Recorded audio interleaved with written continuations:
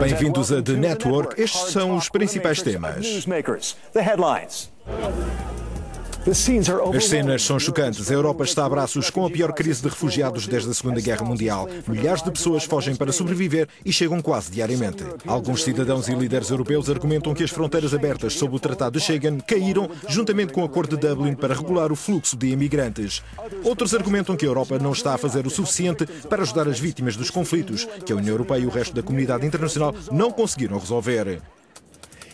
Em reuniões de emergência, os líderes europeus tentam chegar a acordo sobre novas medidas. Mas será o suficiente e não será tarde demais? Será que Schengen está condenado?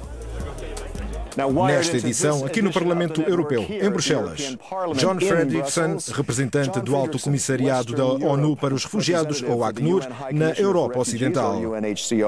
Ska Keller, vice-presidente dos Verdes, Aliança Livre Europeia no Parlamento, e Ray Finch, eurodeputado eurocético britânico EFD. Bem-vindos. Começo com uma pergunta para todos, começando por Ray. Será que o acordo de Schengen está condenado? Sim, é óbvio. O que acontece, como sempre, quando é colocada pressão em algo tão inútil como este acordo, algo mal pensado, é que vai acabar por rachar e por quebrar. Talvez seja uma questão de solidariedade também. Ska, o que acha? Schengen é o cerne do que a União Europeia significa para as pessoas. A ideia de viajar livremente, da superação de fronteiras, que é o coração da União, seria um erro muito grande colocar isso em questão agora. O que é realmente posto em questão é o sistema de Dublin, que diz quando é que um refugiado tem de pedir asilo. É claro que não podemos deixar a responsabilidade de tantos pedidos de asilo aos países fronteiriços. John, vendo do lado de fora, o que lhe parece? Acho que é um pouco cedo demais para pintar um cenário apocalíptico. Há stress na União Europeia, mas é preciso colocar o assunto em perspectiva. As chegadas de refugiados que entram na Europa este ano representam cerca de 1 para cada 1000 cidadãos europeus. Num país como o Líbano, são 1 para cada 3. Dentro deste contexto, esta é uma crise que se pode controlar, mas isso exige a solidariedade entre os Estados-membros. Em termos de percentagem, sim, mas em termos de números, estamos a falar de grandes números. Jean-Claude Juncker, o Presidente da Comissão Europeia, está a tentar que os países se comprometam com 120 mil, e essa é uma pequena fração. Ska, como é que vamos conseguir com que os países concordem?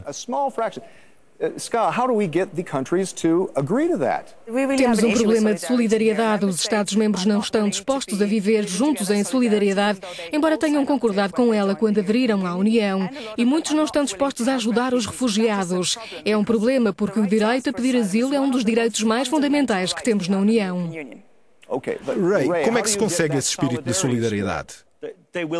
Não haverá solidariedade, uma vez que a Angela Merkel disse as portas estão abertas. Há mais de 3 mil milhões de pessoas no mundo que vivem com menos de $3 por dia. Se fosse uma dessas pessoas, pensaria em ir para a Europa?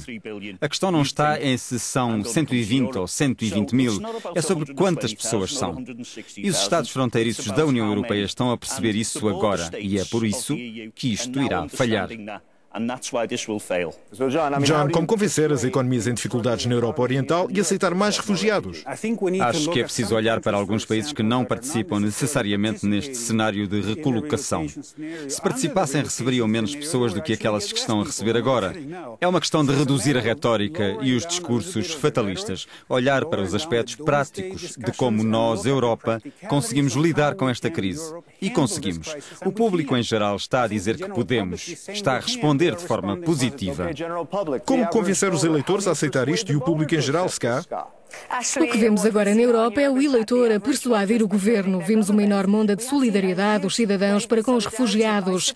A mesma solidariedade que eu gostaria de ver por parte dos chefes de Estado e dos governos. Estão a falhar, mas estão a ser pressionados pelos cidadãos a seguir em frente. Acho que é muito positivo que tenhamos tantas pessoas que dizem que o refugiado é uma pessoa como você e eu e que não querem essas pessoas a dormir na rua ou a morrer à fome. Ray, acho que antevê uma reação dos seus eleitores, certo? Não se trata de refugiados, mas sim de imigrantes. A esmagadora maioria, e isto já foi dito, o chefe da Frontex disse que a esmagadora maioria destas pessoas que estão a chegar são migrantes económicos, deitam fora os passaportes. A Associação de Imprensa diz ter visto passaportes de muitas nações espalhados e tudo o que é preciso fazer é apresentar-se numa fronteira europeia enquanto cidadão sírio. E quanto aos argumentos dos populistas, John, que entre estes imigrantes e refugiados estão terroristas? Pessoas que passam pelo que elas passam para chegar aqui não é a forma como os terroristas se iriam infiltrar na Europa, na América do Norte ou noutro país. Existem mecanismos suficientes nos Estados-membros para lidar com a situação. Mais uma vez, esta é uma crise que pode ser gerida. É uma crise de refugiados. 50% são da Síria, o que é importante referir. De onde vêm os outros 50%? Nem sequer são 50%. O presidente da Eslováquia disse que 95% são imigrantes económicos e pessoas que já foram mandadas parar nas fronteiras, transportando propaganda do Estado Islâmico e vídeos de decapitação. O que é que fazemos? Abrimos as portas ao Estado Islâmico, dizemos que entrem e que estejam à vontade? O problema é mais as pessoas da Europa que estão a ir para a Síria e para o Iraque lutar com o Estado Islâmico. Esse parece ser o problema principal. Enquanto União Europeia, somos uma união construída com base na paz, na liberdade e nos direitos humanos. Se queremos manter o nosso propósito, temos de ajudar as pessoas em necessidade, as pessoas que estão a morrer no Mediterrâneo. Quanto à zona de conflito propriamente dita, há um impulso para mais ataques aéreos contra o Estado Islâmico. Acha que vai ajudar a resolver o problema, John?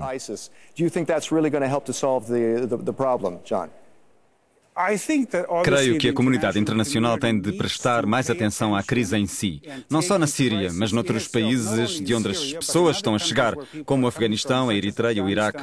E, absolutamente, encontrar soluções a nível local. As pessoas não querem ser refugiados. Ray apoia os ataques aéreos?